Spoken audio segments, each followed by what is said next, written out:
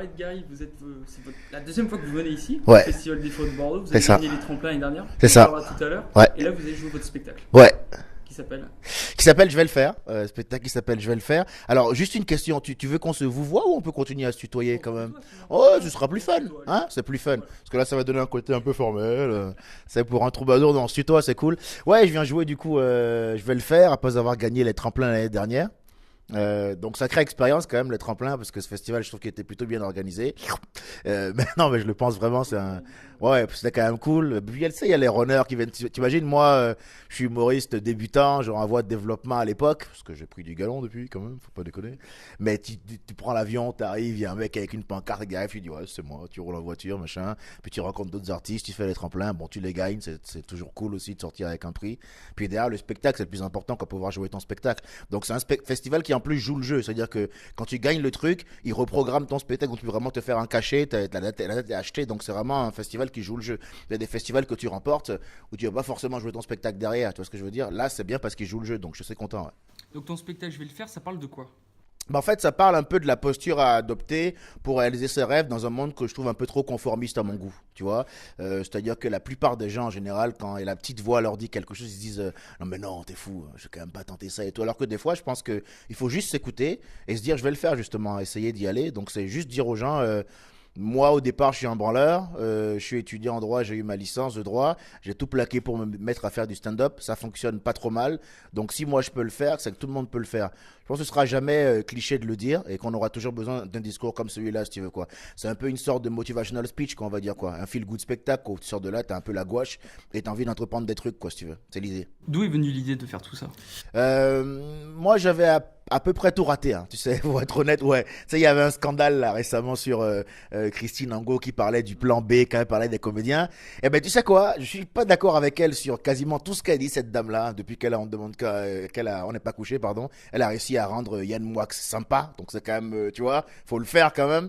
Mais sur le coup du plan B, les gars, faut reconnaître que c'est pas sûr qu'elle ait tort. En tout cas, moi, c'est après avoir tout raté. Tu vois ce que je veux dire? Je me suis pas dit à 3 ans, je vais être stand-upper et j'ai pas tout réussi pour devenir stand-upper. Non, je voulais être chanteur quand j'étais gamin déjà, donc tu vois, ça n'a rien à voir avec la blague, quoi. Et j'ai fait mes études parce que ben, mon père a dit, ben non, en fait, quoi, je vais être buté. Donc du coup, j'ai fait mes études, quoi, parce que je voulais survivre. Et après, avoir raté, du coup, enfin, j'ai eu ma licence de droit, mais je voulais pas aller au master, donc j'étais un peu là à vivoter. Puis je me suis dit au dernier moment, ben écoute, perdu pour perdu, on va essayer de rendre ça drôle et de les faire marrer, quoi, si tu veux, quoi. Donc je faisais plein de sketchs comme ça, un peu en mode un peu loser et tout au départ. Puis j'ai pris mon rythme comme ça. Et puis je l'ai grimpé au fur et à mesure, les différents échelons, quoi. T'es proche du public quand tu fais tes spectacles? Ouais. C'est vraiment important pour toi? Oui, c'est important. Ben, t'as vu comment je suis, tu vois. Je pense qu'on a parlé un peu tout à l'heure. T'as vu, genre de mec, je suis très détente. Je suis très détente et je prends pas grand chose au sérieux.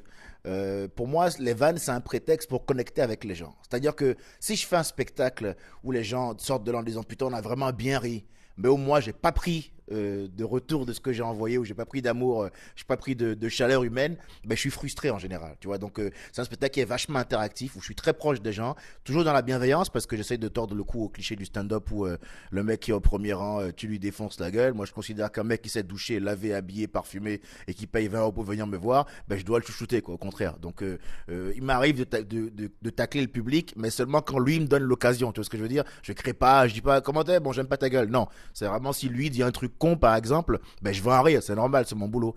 Mais ça reste très bienveillant et je suis très proche du public, c'est vachement important pour moi. Donc on a dit tout à l'heure tu as gagné les tremplins l'année dernière, donc Ouais. on va dire c'est historique, c'est le premier à gagner. First one, man. Un noir, hein, t'as vu à Bordeaux, après l'esclavage, on en parle ou pas? Et quel conseil tu peux donner peut-être à ceux qui vont regarder cette vidéo, parce que Ouais. les tremplins c'est en fin de semaine, quel conseil tu peux leur donner pour gagner ça? Oh, écoute, moi je connais le line-up là, le line-up, donc c'est les gens qui sont inscrits dessus.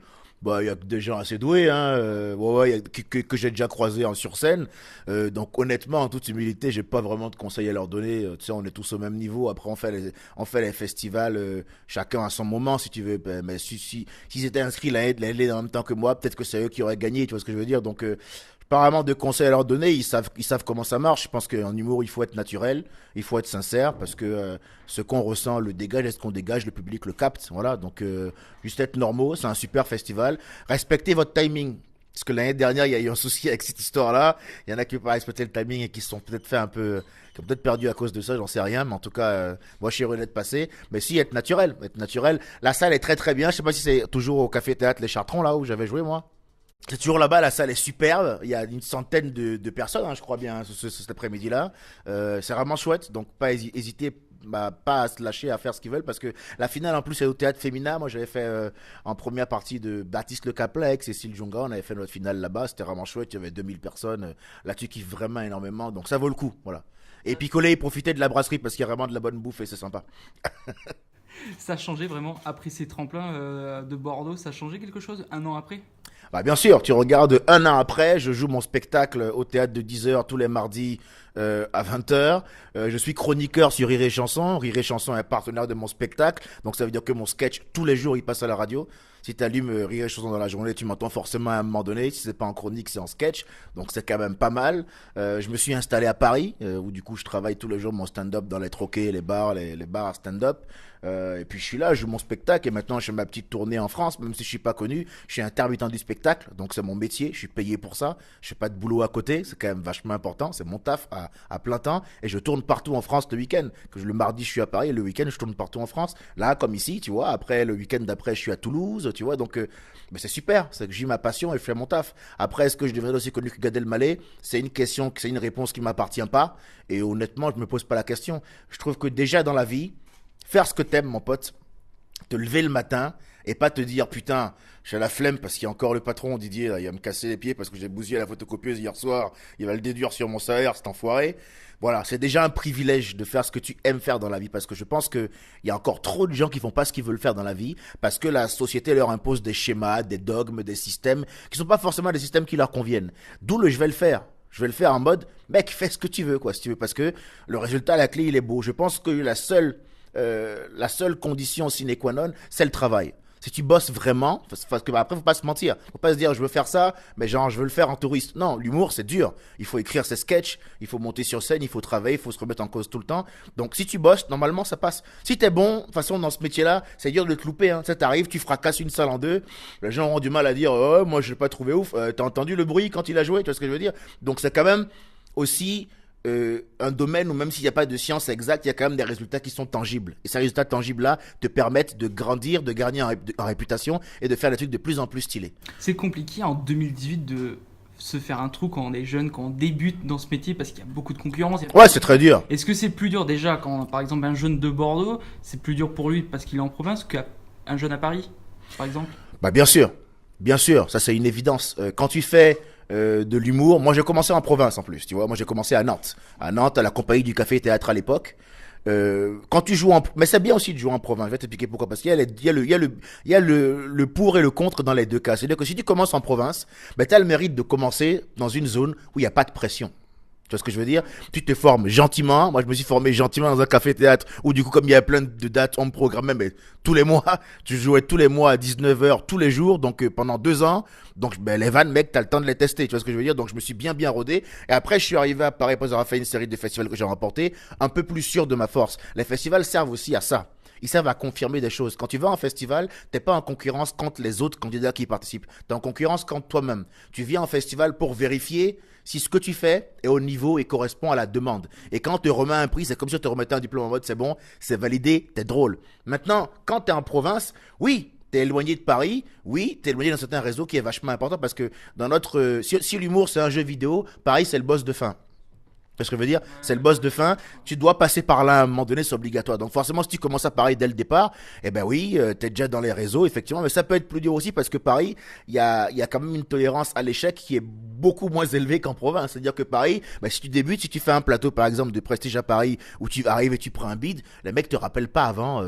Un an, mec, tu vois ce que je veux dire? Donc, t'as plutôt intérêt quand t'arrives en plateau à Paris à déjà avoir un format qui est cool. Donc, c'est quand même bien d'être en province, de se former en province. Mais le mec qui sort en province, je lui dis à un moment donné, prends le temps que t'as à prendre. C'est pas un 100 mètres, c'est une course de fond. Ce qui compte, c'est le niveau auquel tu arrives quand tu sors de la salle d'entraînement. C'est pas le temps que tu marches de la salle d'entraînement. C'est le niveau auquel tu arrives quand tu sors de la salle d'entraînement. Donc, entraîne-toi bien chez toi et quand tu arrives à Paris, bah, tu défonceras tout. Parce que tu auras bossé comme un ouf. Et c'est quoi maintenant le moment? Parce que là, tu as réussi, on va dire, en province à aller à Paris, tu vas jouer ton spectacle ce soir. Enfin, il y a plein de trucs. Maintenant, comment faire pour continuer? Parce que là, c'est le début. Ouais. Comment faire pour continuer à un an et Bah, en fait, grandir. il faut confirmer. Comme je t'ai dit, en fait, l'humour, c'est marrant parce que tu découvres qu'en fait, c'est un métier, en fait, où, pour franchir les étapes, il faut grandir en réputation. Ça veut dire qu'il y a un moment donné, t'es donc à l'échelle complètement en bas, et puis on entend parler de toi à l'échelle juste au-dessus. Tu passes à l'échelle au-dessus et tu cartonnes et du coup les gars de l'échelle encore au-dessus entendent parler de toi et te proposent également du travail. C'est un boulot, il faut gagner en réputation pour franchir l'étape. Donc ça veut dire qu'à chaque étape, la suite c'est quoi? Ben c'est continuer à se renouveler, continuer à toujours essayer de trouver la pure vanne, le pur propos, la pure prise de position, le truc qui crée vraiment l'hilarité, être de plus en plus performant pour que finalement ce que tu fasses ne soit soumis à aucune controverse. Quand on te voit, on dit, lui, il est fort, c'est tout. Il est juste fort, purement et simplement. Donc, j'ai envie de travailler avec lui, j'ai envie qu'il soit dans mon projet, j'ai envie de lui proposer du travail. Donc, c'est vraiment continuer à bosser. C'est un boulot, je pense, où tu n'arrêtes jamais de taffer. Hein. Je pense vraiment que tu n'arrêtes jamais. Parce qu'en plus, le monde évolue. Et donc, du coup, l'humour, il évolue aussi. Ce qui faisait rire en 1950, c'est pas sûr que la vanne passe aujourd'hui. Tu vois ce que je veux dire? Toi et moi, on est dans la salle, le mec le fait, on dira, ah, dommage Didier, hein, mais nous, on n'est pas la cible, quoi. Tu vois, les gens qui sont la cible, ils sont peut-être déjà morts, même, tu vois. Donc, non, non, pas du tout. Donc, continuer à bosser, se renouveler, c'est ça la clé, je pense. Quelles sont tes prochaines dates? Parce qu'il n'y a pas que le Festival des Fous Rires. Bien sûr, bien sûr. Prochaine date, du coup, ben, mardi, hein, tous les mardis à 20h au théâtre de 10h à Paris. Donc, n'hésitez pas à venir si vous voulez. J'ai souvent qu'une place à acheter, c'est un don pour l'Afrique, voilà. Faut pas hésiter, j'en ai plus rien à foutre. Et sinon, ben, tournant en province, je suis à Toulouse, là, bientôt, le 24 avril à la Comédie de Toulouse. Je vais jouer à la Royal Factory à Versailles. Enfin, il y a tout mon planning sur ma page Facebook, Edgar Yves. Voilà, ils peuvent mettre un like, les gens. Et puis également sur YouTube, ils peuvent voir ce que je fais. Il y a mes chroniques, rire et chansons également sur ma page Facebook. Donc, toute mon actualité et mon contenu, je dirais, ce que je propose, mon travail, est sur ma page Facebook Edgar Yves, où ils peuvent liker et regarder ce que je fais, se faire un avis. J'avais reçu Joe Brami il y a quelques Ah, jours. le frérot. Et j'ai dit à Joe, voilà, je vais faire les fous rires comme il le savait, etc. Ouais. Est-ce que tu peux poser une question? Alors, je savais pas que c'était toi. La question, c'est quel est l'endroit où tu aimerais jouer, mais vraiment le top du top? Pas peut-être l'Olympia ou des trucs, mais vraiment un endroit ouf, pas que en France. Bah alors, mon endroit ouf, bah, ce serait Madison Square Garden aux États-Unis. Allons-y, hein, soyons fous.